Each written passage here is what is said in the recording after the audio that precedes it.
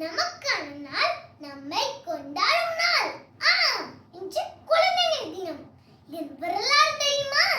இந்தியாவின் முதல் பிரதமர் ஜவஹர்லால் நேரு அவர்கள் இன்றைய குழந்தைகள் தான் நாளை இந்தியா என்று குழந்தைகள் மீது அதீத அன்பும் அக்கறையும் கொண்டவர். அதனால்தான் அவர் நினைவாக நவம்பர் 14ஆம் தேதி குழந்தைகள் தினமாக கொண்டாடுகிறோம். நேருவின் கனவை அறிய நாம் என்ன செய்ய வேண்டும்?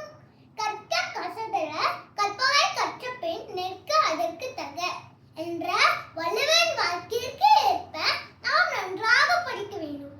படித்ததை அப்படியே விட்டுவிடாமல் நம் அன்றாட வாழ்க்கையில் பயன்படுத்த வேண்டும். அதற்காக படித்தால் மட்டும் போதுமா?